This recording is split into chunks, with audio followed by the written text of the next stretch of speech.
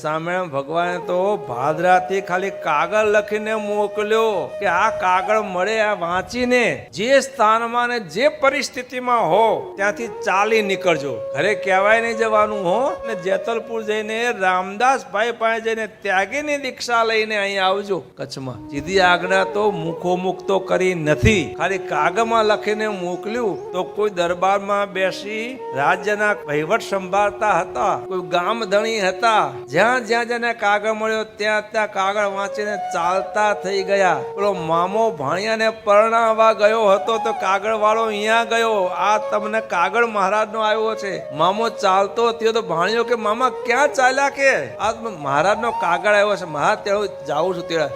મામા મને તો વંચાવો. કે ભાણીએ હાથમાં લીધો, ભાણિયાએ વાંચ્યો, અઢાર નામને આદિ લખ્યું હતું. ભાણિયો માયરામાં બેઠેલો ઉભો થઈ ગયો, મામા હંગાતે હાલવા તૈયાર થયો. લો મામા કે બેટા તું પરણી લે, ભાણાભાઈ પરણી લો, તમે તમારું નામ નથી.